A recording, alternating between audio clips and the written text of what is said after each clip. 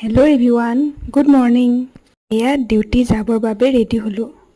আজি আমি এখন স্কুললৈ বুলি ওলালোঁ। তাতে ষ্টুডেণ্টখিনিক য়োগা শিকাবলৈ গৈছিলোঁ আৰু লগতে তাৰ বেনিফিটবিলাকৰ বিষয়ত কোৱা হৈছিলে।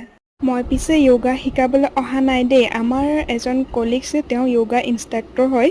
তেওঁ আমাৰ তাত নিউলি জইন কৰিছে, তেওঁহে শিকাবৰ কাৰণে আহিছে। য়োগাৰ বহু ধৰণৰ বেনিফিট আছে, বিশেষকৈ শাৰীৰিক আৰু মানসিক দিশত।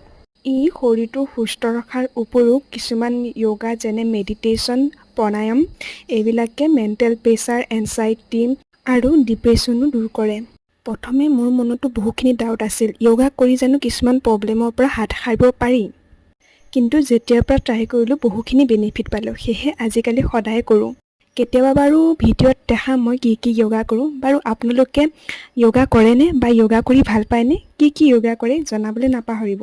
আজিলৈ আহিছোঁ দিয়ক, বাই বাই।